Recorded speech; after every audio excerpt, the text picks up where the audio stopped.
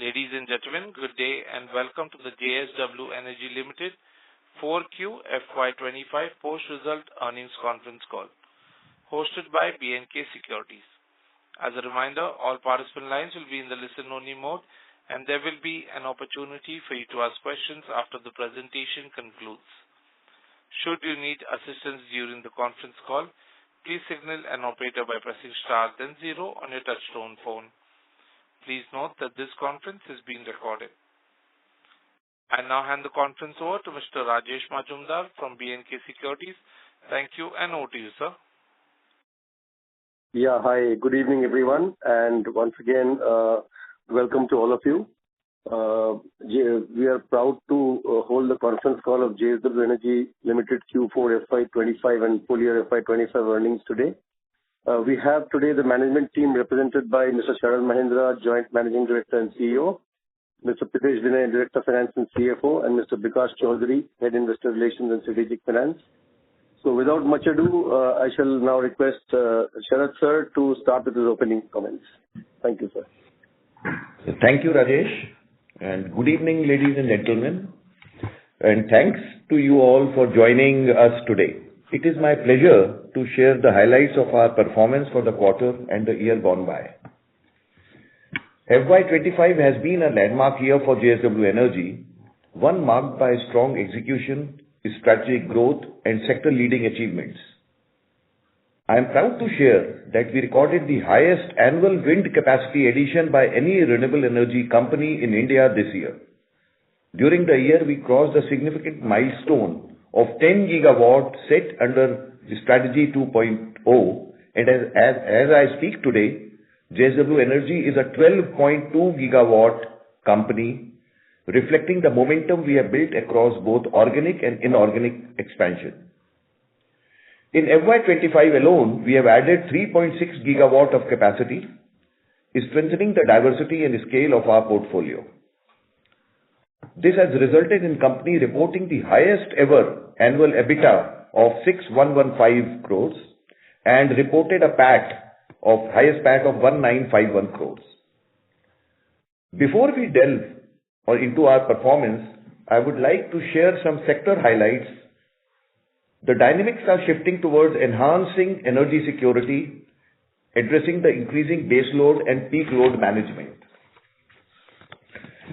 FY25 has marked an emerging trend in India's power sector dynamics, with several state distribution companies increasingly turning to competitive bidding for thermal power procurement.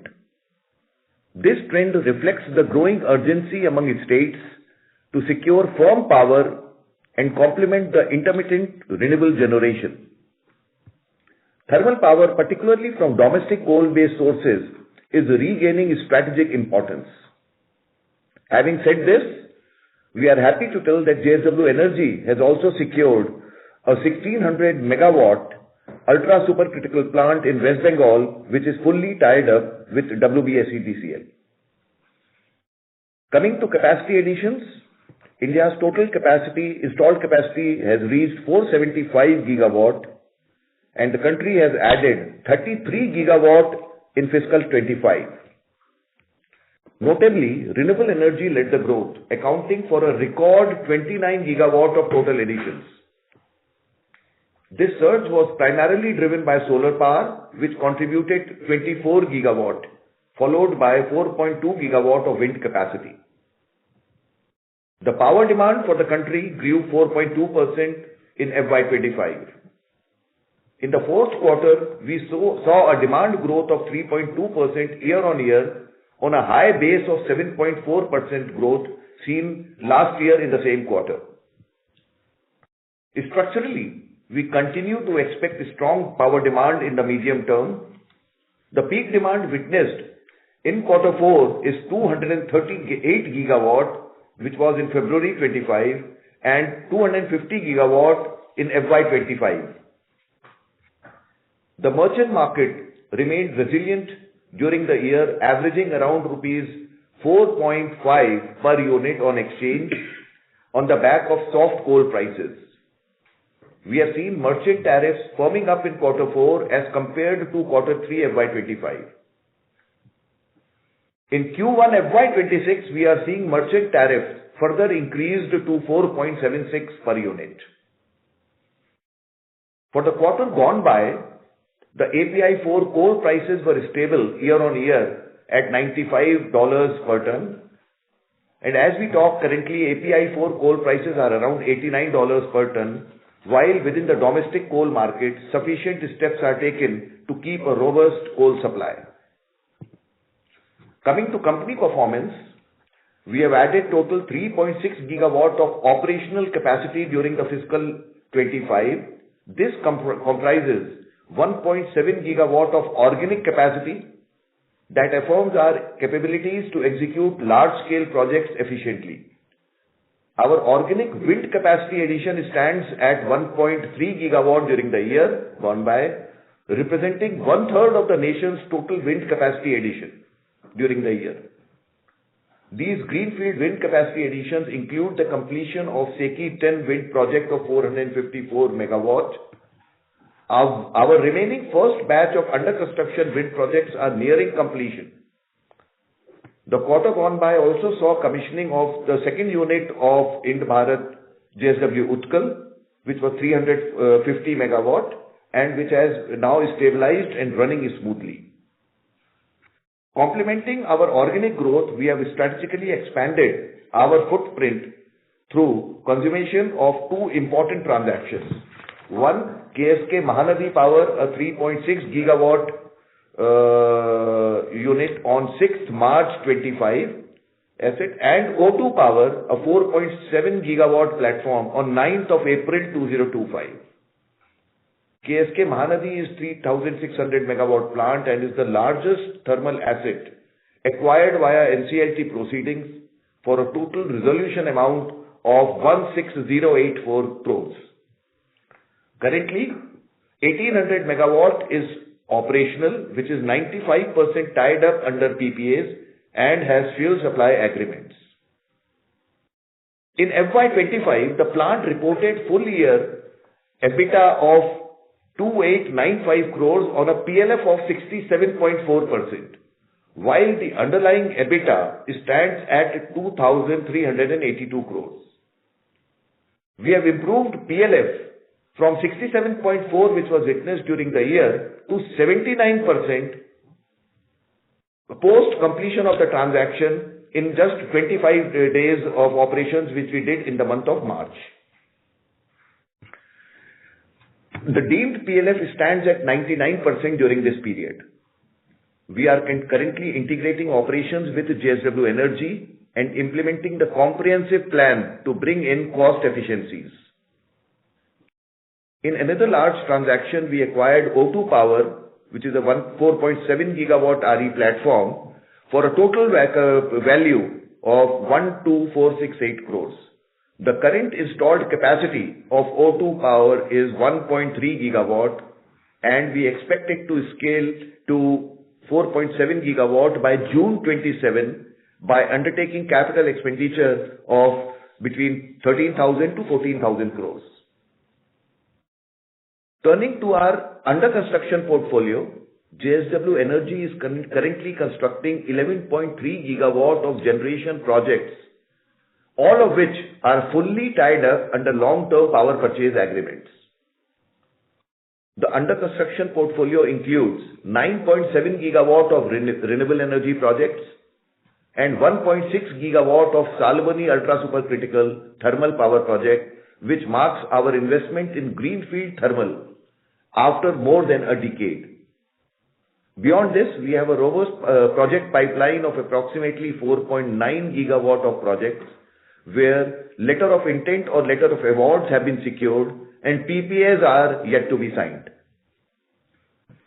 In this quarter, we have reduced our untied capacity, as now our Vijayanagar thermal plant is fully tied up.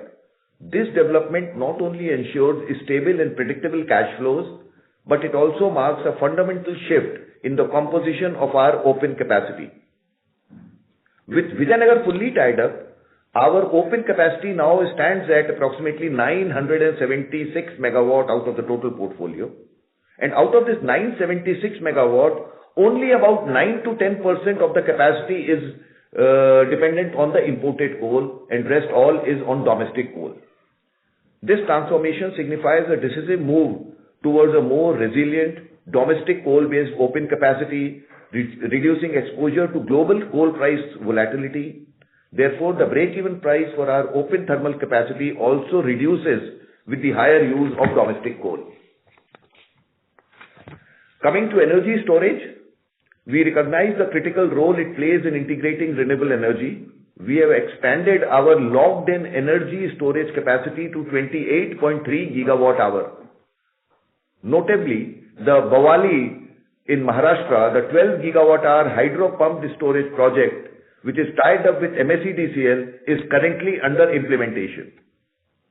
In addition, recently in Q1 of FY26, we have signed PPA with UPPCL for another 12 gigawatt-hour of PSP project to be delivered in next 6 years. Regarding our SECI 500 megawatt 1 gigawatt-hour battery energy storage system, we have appealed in APTEL and awaiting the outcome. Coming to the operational performance for the quarter, our net generation for the quarter rose by 24% year-on-year to 7.9 billion units, driven by a 32% increase year-on-year in renewable generation on the back of new capacity additions. Total net generation from the tied-up portfolio was up by 28% year-on-year during this quarter, while short-term generation increased modestly. Our thermal portfolio witnessed a healthy PLF of 77% in the quarter and 71% for the year. A significant portion of JSW Energy's wind capacity was commissioned during the second half of the last fiscal. As is widely recognized, wind generation in India typically peaks during the first half, particularly from May to September, while the second half tends to experience lower wind speeds and lower generations. Therefore, we are well placed ahead of the coming wind season and anticipate a normalization of generation output. Lastly, coming to the outlook, we are proud to announce that we have surpassed our 10 gigawatt capacity target set under Strategy 2.0, a major milestone in our growth journey. Building on this momentum, I am happy to announce and launch our Strategy 3.0, our new roadmap to achieve 30 gigawatt of generation capacity and 40 gigawatt hour of energy storage by 2030. This strategic vision of 30 by 30 underscores our commitment to powering India's energy security with scale, speed and sustainability. By FY30, we expect our EBITDA on a run rate basis to grow between 2.7 to 3 times over FY25 pro forma EBITDA levels. To support this expansion, we plan to invest 1,30,000 crores in capital expenditure between FY26 to FY30. With 11.3 gigawatt under construction projects and a robust pipeline, our logged-in capacity now stands at 30.2 gigawatt, placing us firmly on track to deliver target set under Strategy 3.0. That's all from my side. With this, now I pass on to Pritesh Vinay to talk on the financial performance for the quarter. Thank you. Thank you, Sharad. A very good evening to all the participants. As Sharad mentioned, for the quarter, net generation was up by 24% YOY, and this translated to a total top line increase of 21% YOY to just shy of 3,500 crores. We reported an EBITDA of 1,513 crores, which was up by 17% YOY. And profit after tax for the quarter stood at 408 crores, which was up by 16% YOY. For the year as a whole, we saw the EBITDA increase by 5% YOY to 6,115 crores, and profit after tax for the year was up by 13% YOY at about 1,950 crores. Moving to the balance sheet and leverage, if you look at the net debt for the quarter, At the end of the quarter, post completion of the KSK acquisition, the total net debt stood at about 44,000 crores, out of which about 9,500 crores was for projects which are under capital work in progress, and almost 34,500 crores was the leverage sitting on the operating companies. Against the reported EBITDA of 6,115 crores, if you look at the pro forma EBITDA, which basically is if all these assets that we have acquired in the middle of the year were available with us for the entire part of the year, the pro forma EBITDA is about 8,860 crores, and hence the net debt to pro forma EBITDA stands at just about 5 times. The other key metric that I would like to highlight is this, that the net debt to equity stands at 1.6 times at the end of the financial year. The weighted average cost of debt went up by almost 18 bips sequentially and stood at about 9.05%. And from a receivables point of view, the receivables continue to be healthy. We reported a total outstanding receivables of 2,900 crores. From a headline point of view, in terms of DSO, it may appear to be, at 76 days, a bit higher compared to March last year. But what I would like to point out are two things. A, given that the amount of power being sold on merchant is lower, where you get immediate realization, there's a higher proportion of power which is being sold on a credit period. And secondly, the quality of receivables are very, very healthy. In terms of the overdues out of these total amount, the overdue trend as a percentage of total is significantly lower on a YOY basis. Maybe I'll just take a stop there and we can open up the floor for Q&A. Thank you very much. We will now begin the question and answer session. Anyone who wishes to ask a question may press star and 1 on their touchtone telephone. If you wish to remove yourself from the question queue, you may press star and 2. Participants are requested to use handsets while asking a question. Ladies and gentlemen, we will wait for a moment while the question queue assembles.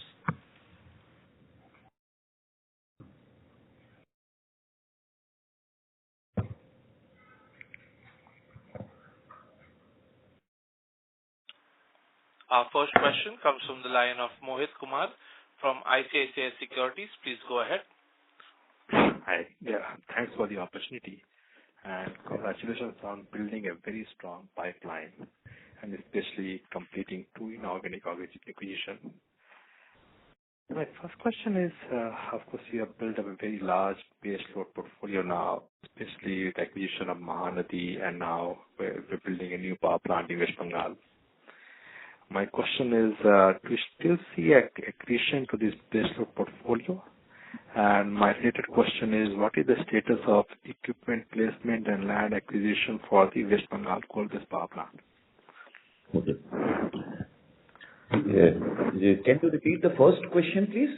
First question was, how do you think about further accretion to this base load portfolio? Do you still think that you would like to do more of the coal-based power plant?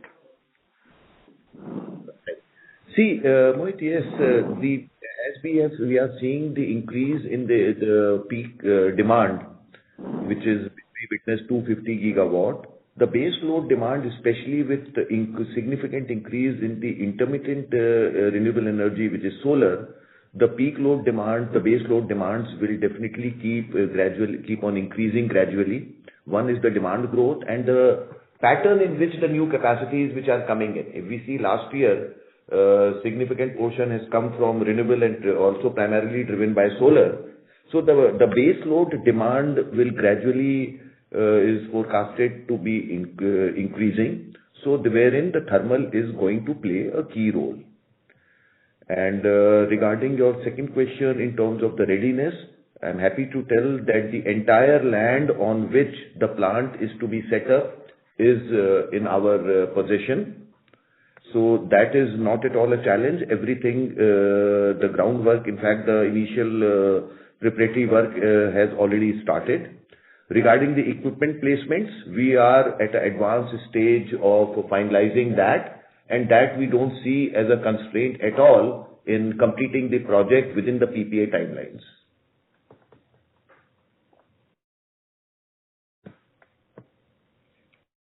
FY25 for KSK Mahanadi, and what is the improvement possible over the next 2 to 3 years? See, as we told you that in my opening remarks, I told about the EBITDA, which was operational EBITDA, which was in the range of 2,350 crores, operational EBITDA, which was there full year for KSK. And the way we have demonstrated in terms of increased PLF, bringing in the efficiencies, we are quite confident that we are still working, we are integrating. It is only about a month which has happened. We are working on, areas have been identified, but we see a significant scope of improvement in terms of the efficiencies, which will ultimately improve in terms of the revenue as well as the bottom line. And sir, would you like to quantify that number, sir? No, Mohit, it may not be appropriate to quantify it at this point, but I think, what will be better and more credible is to deliver some kind of a quarterly progress. Yeah. And that will be a better way of tracking this. Yeah. Okay. Thank you. Thank you, Mr. Lakhi. Thank you. Thank you. Our next question comes from the line of Atul Tiwari from JP Morgan. Please go ahead. Yes, sir, and congratulations on hitting your targets of capacity expansion. I have two questions. The first one is again on the Salboni project. Would it be possible to share some color on the PPA? Is it a regulated PPA or is it a completely bid PPA? And if it is the latter, then what are the kind of prices that we are looking at? See, this is again, the Salboni is a Section 63 PPA, which was under the competitive bidding, which we have been able to secure. Okay. And so I'm assuming it will be under a two-part tariff, fixed charges and energy charges. Yes. Okay. So, Atul, the levelized 25-year tariff under two-part mechanism will be roughly 5.45 rupees per kWh. Okay. Assuming a domestic coal supply, of course. Yeah. So it is fully tied up. Yes. Okay. And your plan, of doing 1.3 trillion rupees of capex, by FY30. Would you be able to share some color on the thought process around need for equity, to meet that, and how much of that you can generate internally, and how much you will need to raise from outside? So, Atul, as we have been talking about this consistently in the past, that any growth aspiration has to be calibrated, within a certain framework of, protecting leverage profile and calibrating growth commensurately. So it may not be appropriate to quantify that because, needless to say, and I'm sure you would be aware of this, that there will be a back ending of this. So as your capacity base goes up, your cash accretion goes up, your ability to spend goes up progressively. So it's not, 130 divided by 5 equally spent in every year, right? So therefore, everything has been planned in such a way that, the capital availability is matched with the expected capacity increase going forward. And if need be, as we had demonstrated, about a year ago, if you look at that point of time, if you looked at our committed growth pipeline and our then prevailing leverage profile, we actually didn't need to raise any equity capital. So therefore, these are, things out there, and it's very difficult to crystal ball and pinpoint exactly. But anyways, all the growth aspirations will be significantly calibrated to meet the guardrails. Yeah. Okay, great. Thank you. Thanks. Thank you. Our next question comes from the line of Sumit Kishore from Axis Capital. Please go ahead. Good evening. I have a couple of questions. The first one is if you could give us a sense of what was the total CapEx in the previous financial, what is it that you expect to spend over FY26 and FY27 separately, if possible, in case you just FY26 would also be fine. That's my first question. So, Sumit, what we actually ended up, incurring as a total CapEx for fiscal 25 was ballpark about 8,000 crores. And if you remember, we had at the start of the year guided for a 15,000 crore CapEx for the year. Because of certain delays in some of the ongoing projects and because we were accelerating the inorganic growth pipeline, we calibrated it down. For fiscal 2026, we are expecting to end up spending anything between 15 to 18,000 crore in that range to complete the ongoing projects plus the pipeline of new growth projects that have started.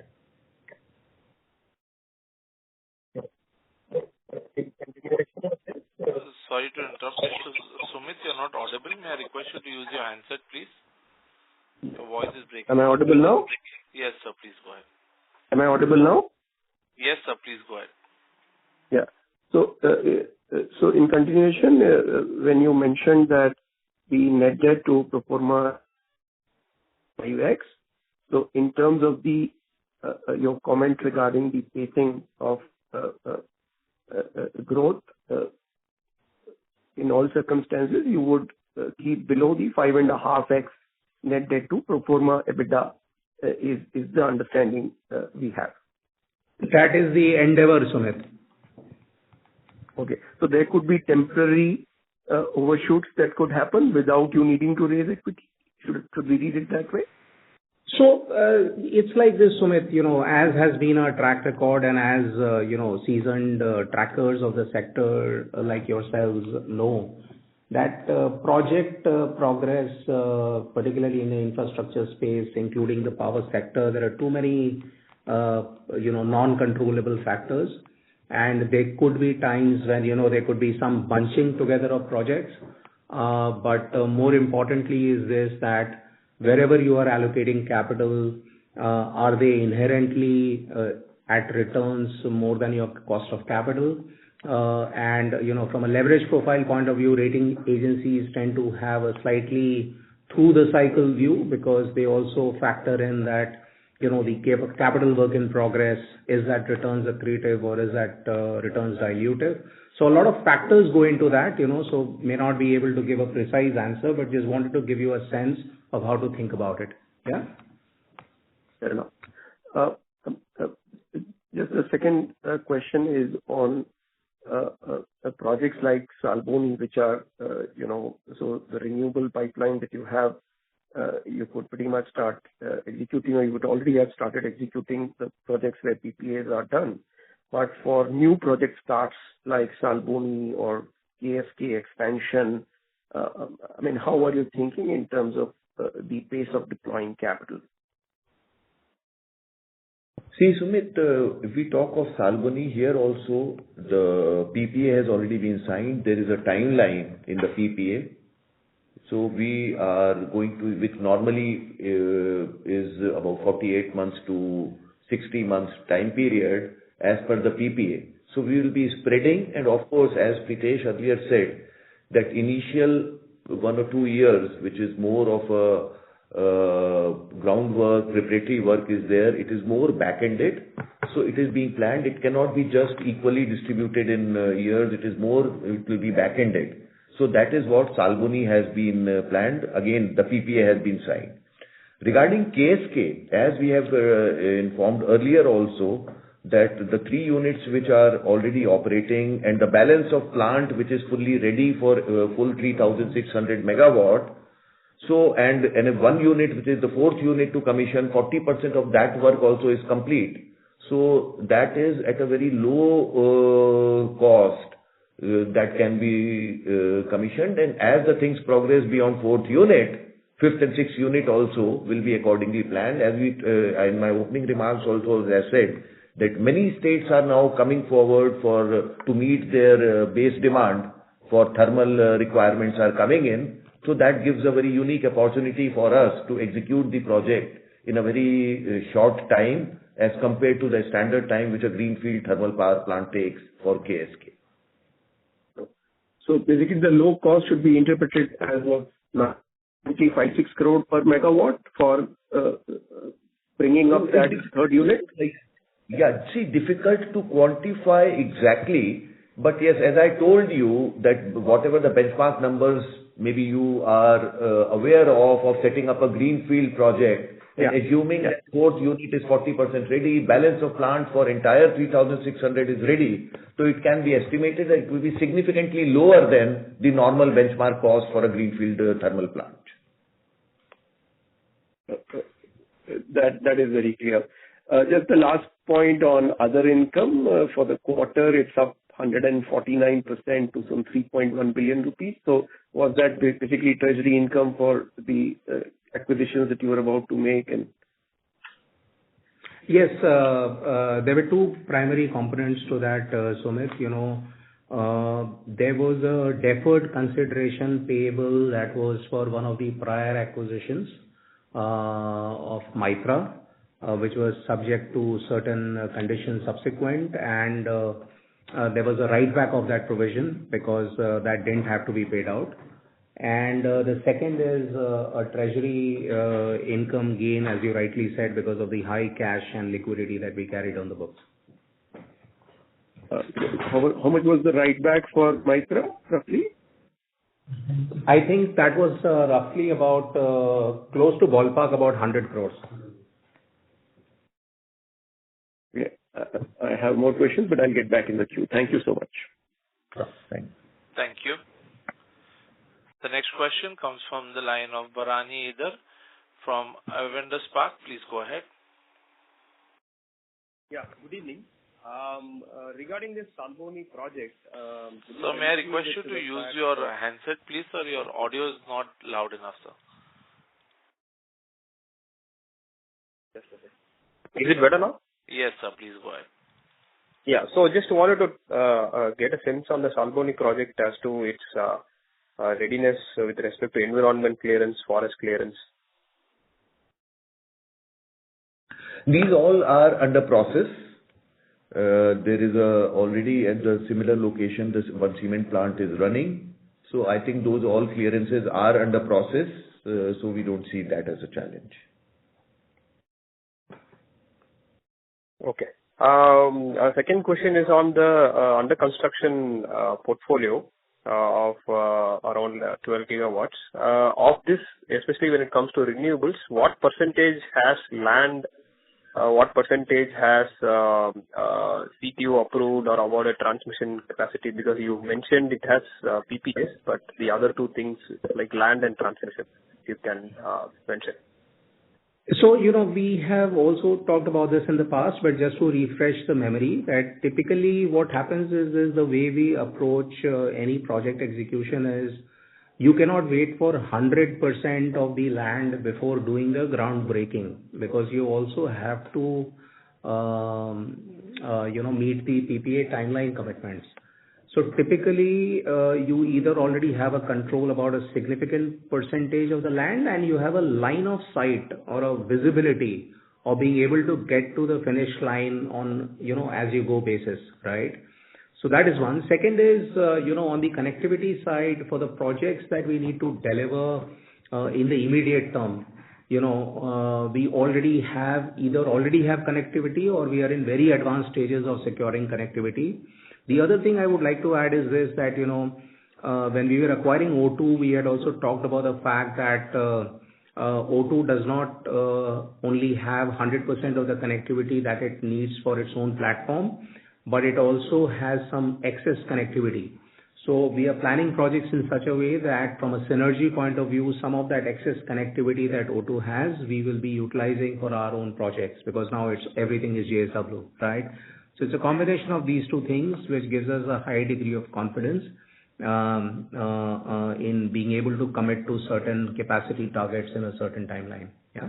And also to add, which we have to reiterate again, which we have said earlier also, for maybe next 2 years, whatever projects under construction to be executed, We all know that there is a challenge in terms of getting the CTU connectivity, which in general the industry is facing.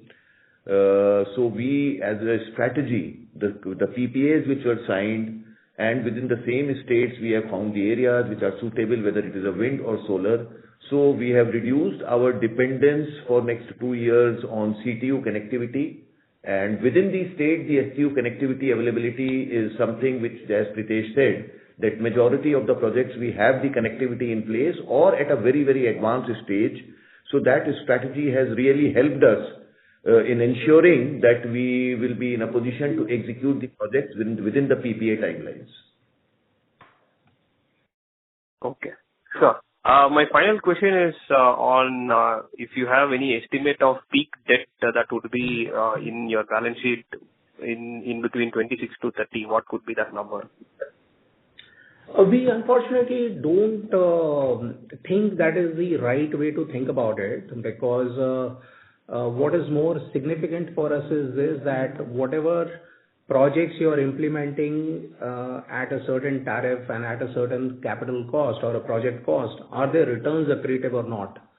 If they are all meeting your hurdle rate of, say, a mid-teen equity IRR, then the debt is serviceable, right? So therefore, what is more important and appropriate in our view to track is the leverage ratio. And, more importantly, to get into the mechanics of this is your debt service coverage ratio, right? So as long as one is comfortable on that side, one can take calls on a going basis. Sure. Okay. Thank you so much. All the best. Thank you. Our next question comes from the line of Abhishek from Motilal Oswal. Please go ahead. Yeah, hi. Thank you so much for the opportunity. So just on the renewables capacity side, my understanding is some of the capacities were facing some, I think, land acquisition and right-of-way issues, especially for some of the wind projects.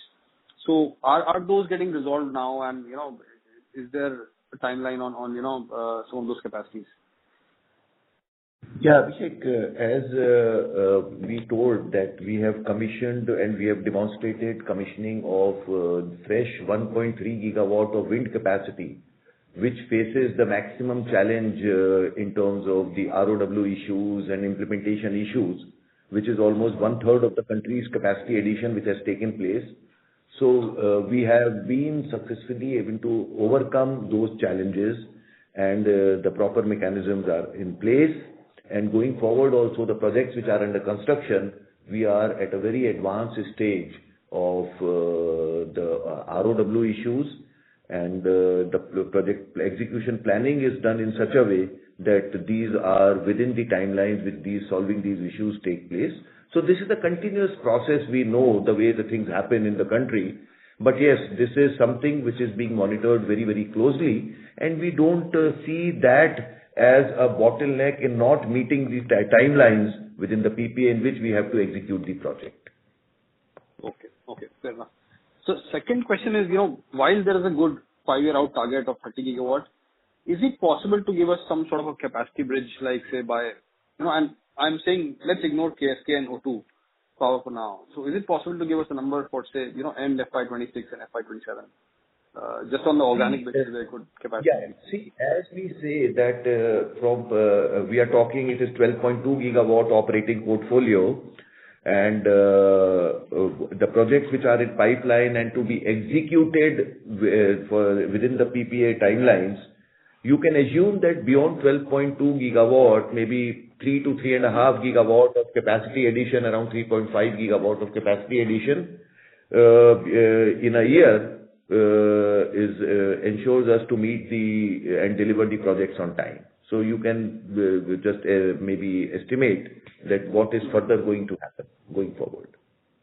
Okay, fair enough. Just one last question from me. So, your hands are really full right now in terms of lots of projects, and so does it mean going forward you are going to be more selective with respect to SECI tenders? And is there a specific category, like we'll do more of FDRE or hybrid or any thoughts on those? See, as you rightly said that maybe meeting the 30 gigawatt by 2030, the pipeline which we have takes care of that. And this also gives us to be selective in going forward in participating in the upcoming bids. And we have been maintaining that any opportunity which comes, which is return accretive to our shareholders, to us, is what we are going to look, and we will ensure that our benchmark returns are protected. Keeping those things in mind, only we will be going forward, we'll be participating in the bids. Perfect. Thank you so much, sir. Abhishek, I may want to add, I'm too tempted, sorry. Sure. I want to believe we have always been selective. It is not that something has changed now and hence selective, right? Okay. Fair enough. Let's not forget that India has seen in the last 4 years, tendering in excess of 130, 140 gigawatt, right? But we have gone ahead and secured a pipeline of barely, 7 to 8 gigawatt, right? So we have been very selective, and we will continue to be so. Okay, fair enough. Thank you. Ladies and gentlemen, in order to ensure that the management is able to address questions from all participants in the conference, please limit your questions to 1 or 2 per participant. Should you have a follow-up question, we would request you to rejoin the queue. Our next question comes from the line of Aniket Mittal from SBI Mutual Fund. Please go ahead. Yes, sir. Thank you for the opportunity. My first question actually is pertaining to wind. Aside of the execution-related issues, generally wind PLFs over the past few years have also been a bit depressed. So just wanted to understand your thoughts on that, like in terms of building sort of wind PLFs in your assumptions. Are you sort of recalibrating that? What sort of PLFs are you assuming going forward? Yeah, Abhishek, a very important question, which is a part of DNA within our organization. See, whenever we are planning to participate in a bid and the modeling is being done for the right tariff, we have always been very conservative in terms of the assumptions. Like the industry in general, we have seen in case of wind has operated at P75, but for us the benchmark is P90, which gives us enough room for such kind of deviations when we have seen the last year also that the wind speeds comparatively were lesser than what was anticipated. So we take care a lot of assumptions in such a way that even if these things go wrong, our benchmark returns are protected and we don't go wrong when we are executing and when the project is operational. What would that P90 number be, sir? Like, what's the P90 PLF number that you're... P90 number depends on lot of other factors. Assumption is the probability of going wrong. Okay. So, but just Aniket, if I can come in here, if I may come in here. So there are 2-3 factors that go in, right? One is the location, particular location. Second is the type of equipment that you plan to utilize there, right? And what is the rating of that equipment and what are the efficiency factors, etc. Right? So it's not a one size fits all that one P90 will work at all locations regardless of which equipment you use. And hence ultimately what works for us effectively is the LCOE number, right? Instead of P90. That what is the levelized cost of energy that one is likely to achieve at a particular location for a given configuration of machine. Yeah. Okay. Fair. The other question was just to understand on the interest cost. In the press release, I think you mentioned that the weighted average cost of debt has gone up to about 9.1%. So just to understand that, what's the average cost of borrowing that you look at now in terms of when you're financing these projects, both at a project level and local level? So it's a mix of things, Aniket. So what has happened is this, that for KSK acquisition, we drew down on a long-term debt, which was priced at a certain level, assuming a triple B credit rating profile. We have achieved a higher than that, and hence, when we report in June quarter, you will see this number coming down, because that number has already inched down because the credit rating is better than the base case at which it was priced. So that is one. Second is, what is going to happen is that there is a substantial amount of our borrowings, particularly all the project financing debt, which is typically linked to a bank reference rate, a bank MCLR, plus a spread. So therefore, depending on how the interest rate environment moves out, and all signs seem to be a more benign rate curve trajectory going forward, there will be an impact of that. The third factor that comes in also is, the timing when your resets happen, because typically, while these are long-term facilities, no bank wants a ALM mismatch, and effectively these are floaters, right, which have annual resets. So periodically, based on when you drew down the first facility, there's going to be an annual reset that will happen quarter to quarter. So it's a combination of all these things which ultimately reflects on this chart here. Then second is this, depending on the type of capital pool you are targeting, these costs can be numbered. So for example, if you want to do a 3-year issuances and assume the rollover refinancing risk, the number can be much finer.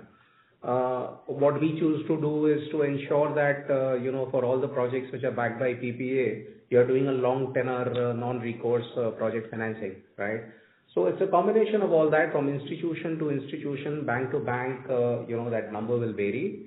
But largely, 8.5 to 8 to 9%, that is the range typically at which you can get a long tenor project financing facility today. I got that. That's helpful. I'll join back in the queue for the question. Thank you. The next question comes from Darsh Solanki from Axis Securities. Please go ahead. Yeah, thank you for this opportunity.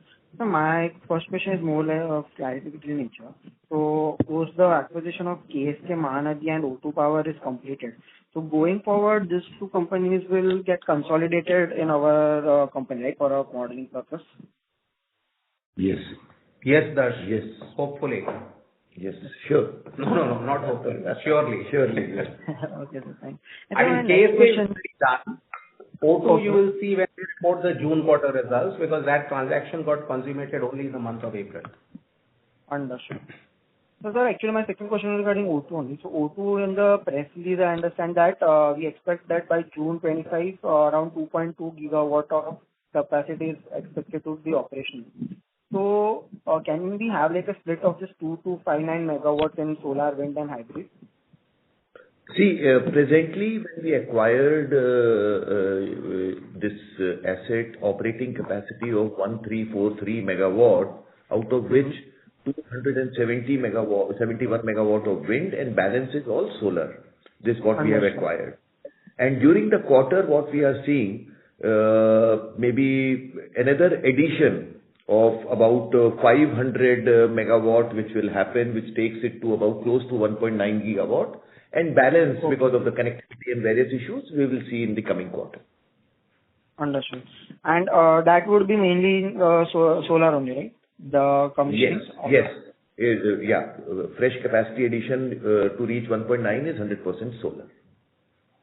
Understood. And balance, just if you can share, if till 2.2 gigawatt would also be solar, or we will plan wind as well? Yes. Up to 2.2, everything is solar. Understood. Got it. Okay, that's it from my side. Thank you. Thank you. Our next question comes from the line of Nikhil Abhyankar from UTI Mutual Fund. Please go ahead. Sure. Thank you, sir. Thanks for the opportunity. So, recently we were also thinking of having solar manufacturing plants. So it is not included in the strategy 3.0. Can we expect that it is dropped for now? No, you see, we have kept this in abeyance. Abeyance. The reason is, if we see that we all are aware the way the capacities, module capacities have got added in India, which is close to 100 gigawatt. So we did the evaluation and we found basically the objective for us to go for manufacturing was when we had announced to supply chain de-risking. That scenario has changed and we don't see right now of the module availability at the right price as a challenge. So we will be watchful on that. We'll not say that we have dropped, but we have kept in abeyance. As and when we feel the need, we will be going ahead. But if immediately for the current fiscal, we are not going ahead with this. Okay. And so this second best capacity, can you just tell us how much was the capex done? And if a significant portion of it is done, are we also looking at using it for, say, merchant market, tapping the night and day arbitrage available? Yeah, it is. See, that this happened, the timing was such that we have not done any significant capex. It remains in single digits only. Okay. So right now we have not done anything significant in this. And maybe single digit when I am saying it means maybe around 10 crores or below. But the project was supposed to get commissioned in March 25. So, and it was cancelled. I mean, it has stayed in abeyance just 4 months prior to it. Still the capex is only 10 crores? Yeah. We had planned in such a way to commission that in 4 months time. That was not a challenge at all because the preparatory groundwork, the way this amount which has been already invested was done judiciously, that as and when the clarity comes, because till that time also the regulatory approvals were pending, though the PPAs were signed. So, and the batteries, what we had ordered, we have enough other projects also which we have in our, which is captive requirements of energy storage as well as our other bids which we have won. So the same batteries are being used for other locations. So we don't see any challenge except ordering. Yes, you are right, we had ordered, but this is being used in alternate projects. Okay. And so can you just give us a timeline as to what will be the commissioning trend for the rest of the 1.9 gigawatt hours of project? See, again, as I said that the implementation which we have made for energy storage, we have been talking about energy storage, as we said in our strategy 3.0, we are maintaining 40 gigawatt hour, which is part of energy storage also. To balance 1.9 gigawatt, the PPAs which are signed, we will be executing, and this is a short lead time. So we will be doing total, we have another 5 projects which are there other than this 1 gigawatt. We will be executing as per the PPA timelines, which normally is 18 months. Sure. Thank you and all the best. Thank you. Our next question comes from the line of Dhruv Muchal from HDFC AMC. Please go ahead. Yeah, sir. Thank you so much. Sir, is it possible to share the run rate EBITDA for the renewable capacities as of March end for the renewable, ex-hydro, and also, if possible, the gross block that you invested? Run rate EBITDA or run rate revenue is also fine, however, what is comfortable. So, Dhruv, we don't do that, run rate EBITDA, but you will be able to, you have and IR team will be able to help you. You have the details of all the RE projects, and you have the tariff because all of them have been won through an auction mechanism. It's a public number. So you will be able to generate that. We don't give run rate EBITDA, so that will not be able to do. From a gross block point of view, you'll have to wait for some time because based on the size and significant developments that have happened, we should be in a position in some time to upload. Once the annual reports are completed, we will be able to upload the annual reports of all the entities. And this year we are also going to be publishing JSW Neo's consolidated numbers, from the balance sheet cash flow. Yeah. So that's based on popular demand, So therefore. And so one more popular demand probably is the run rate. Yeah. So the run rate EBITDA, because that's a very good metric, or revenue is a good metric for us to monitor, because individual projects, we have many hybrid projects too. So monitoring or, gauging it from individual projects becomes extremely difficult. So run rate EBITDA probably is an industry standard.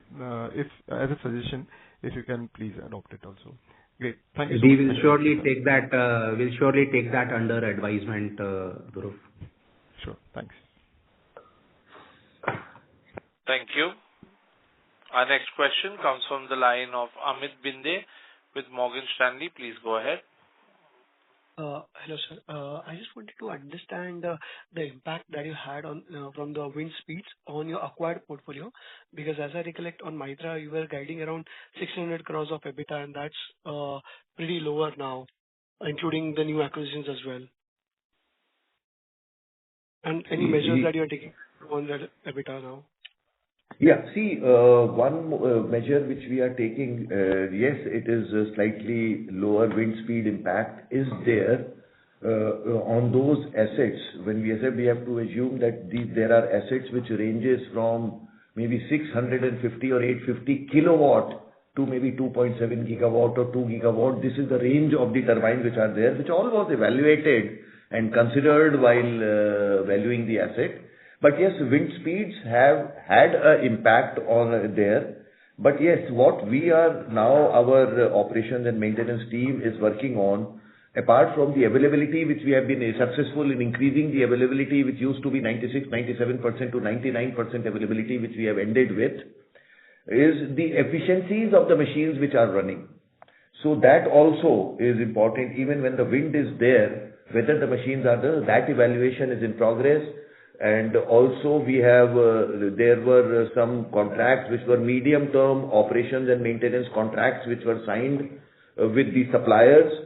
Some of them we have cancelled and we have taken into our, during the previous year, at various stages, we have taken into our own control self-O&M.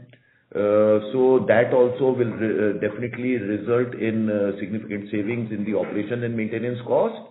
And also the O&M contracts which are prevailing, which was for medium terms, we have been successful in negotiating those contracts in our favor. So all those things we will definitely see in the current fiscal. Right. But if I may add to that, Amit, I would like to add to what Sharad. So I just put it slightly differently. Whatever Sharad has said is 100% correct. Look, in any initiative, there are controllable factors and there are non-controllable factors. What one can definitely try and endeavor to do is that whatever are the controllable factors that, Sharad talked about in terms of ensuring that your machine availability is up, ensuring that the focus on O&M cost reduction and getting more efficiencies out. So we are definitely at it, right? Now, wind speed is something which, unfortunately, is not a controllable factor. But however, this is not a company-specific thing, right? So there are two things. One is that obviously when one does run these kind of processes, one looks at a longer-term horizon, right? So we will be watching out closely, and as Sharad said, whatever can be done to salvage that aspect. And ultimately, the bottom line is this, that, there has to be a certain amount of risk appetite in running any enterprise, and these are inherent risks that one has to live with. Yeah. Right. Yeah. And the second one that I wanted to understand is regarding your wind manufacturing plan that you had. So what's the progress on that, and what is the sourcing strategy at the moment? Yeah. See, in terms of wind manufacturing, I'll just like to tell, as we have said earlier, we had signed the technology license agreement with SANY. And they have their facilities in India only, in Pune, from where now all the supplies are going to come, which is going to start sometime in Q2. And apart from that, to further de-risk and optimize in terms of both cost and deliveries, we are setting up our 2 blade manufacturing units, our own, for our captive requirements, which will be in the current year only. Those both the units of blade manufacturing also will get commissioned. So these are the two steps on the manufacturing front in the wind side we have taken. Correct. Got that. That was helpful, sir. Thank you. Thanks. Thank you. Our next question is from the line of Mahesh Patil from ICICI Securities. Please go ahead. Yeah. Hi, sir. So my first question is on the O2 power. So at the time of acquisition, we had mentioned that around 2.3, 2.4 gigawatt should be operational by June 25. So do we have any revised timeline for that capacity? Yeah, Mahesh, as I said that when we acquired the portfolio, the operating capacity has been 1.34 gigawatt, and the balance work which is in progress. So by quarter end, we are expecting close to 1.9 gigawatt operational capacity and about 300 megawatt of solar, which is spilling over in quarter two. That is the only minor change which is there. We had said 2.2 gigawatt operational by end Q1. Which may spill over about a small 300 megawatt to maybe in quarter two.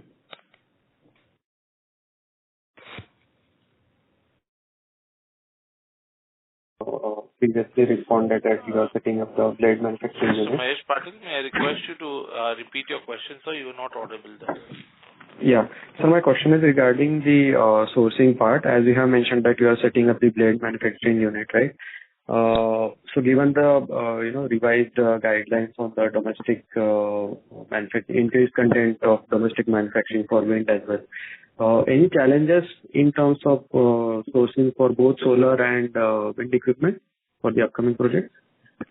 No, as you address solar, as I said earlier also that enough capacity in India is there and at a very, very competitive price. So we don't see any challenge, and we have already been procuring now modules locally for our ongoing projects. So we don't see as a challenge because close to 100 gigawatt of solar capacity or module manufacturing capacity is already in place in India. Regarding the blade manufacturing, as I said that of course there is a draft regulation of made in India where in some portion you can import, after that you have to be on domestic. These actions of ours in the current year, when we will be commissioning our two blade manufacturing facilities, will take care of our total capacity addition plan. So we don't see these things as a challenge for us. Okay, sir. And so my last question is on the pipeline. So we have a robust pipeline, right? So going forward, what would be the bidding strategy? Are you looking for something like more of solar or hybrid or FDRE? Any view on that?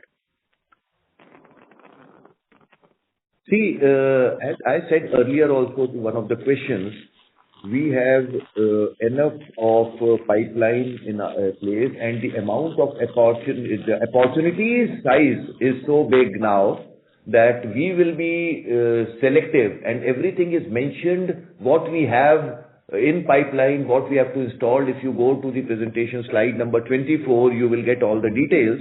But as a strategy, we will be definitely selective, ensuring that if the opportunity which is coming in is meeting within our strategy 3.0 to reach 30 gigawatt, we have the entire pipeline in place, but we'll be selective, and going forward, wherever we are seeing that it is return accretive, meeting our benchmark returns, we will be participating. But yes, presently we'll be focusing on our execution of the pipelines.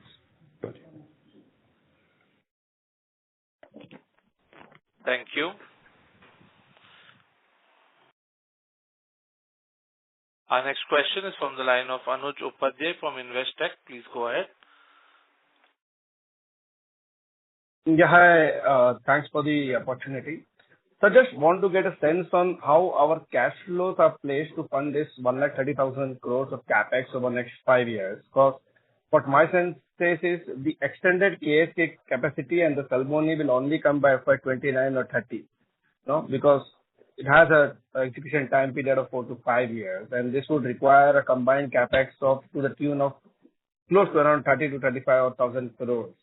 Now the balance 90,000 crores, which is largely targeted towards the renewable capacity, generally has an executable time period of say 2.5 years kind of a time period. So just to get a sense on what sort of CapEx, because you guided the next year CapEx could be to the tune of 15 to 18,000 crores, but over FY27 or 28, can we see, a bulk of 25 plus kind of a run rate of a CapEx happening in the company level? See, maybe I'll just say a few things on the numbers, what you just said, and then maybe on the cash flow, Pritesh will let you know.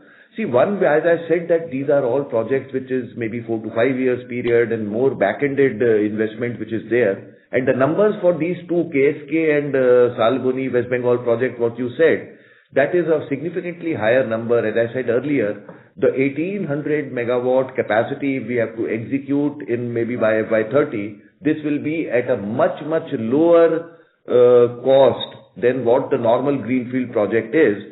So the cost will be significantly lower for this entire 1.6 gigawatt and of West Bengal and 1.8 gigawatt of KSK, which is total 3.4 gigawatt, will not be in the tune of the numbers what you have just said. It will be significantly lower one. And in terms of cash flow with the new capacities coming in over a period, how it is going to help, maybe Pritesh will just tell you. So Anuj, I'll just kind of, try and repeat in a slightly different way what I said some time back. All growth aspirations, funding of those growth aspirations has to be calibrated with respect to your spending ability, and at the same time, on the other hand, managing that your leverage profile is in check, So we will be operating between these two guardrails, right? So from time to time, there was another question earlier, there could be some bunching temporarily, but, largely that is the endeavor. So I would not like to get into specifics because that would not be appropriate. But what is we can definitely kind of, talk about is that for the current year, we are talking about a 15 to 18,000 crore capital spending plan. And then it will be calibrated subsequent to that. Yeah. Okay, fine. And next on the Vijayanagar, now the plant has been completely tied up. Can we, provide us some kind of a sustainable ROE or at what PLF the plant could run? That would be helpful. I believe the plant have a regulated or a equity contribution of close to around 13 to 1400 odd crores. So can we provide some sense on what kind of ROE it would be making on that captive arrangement?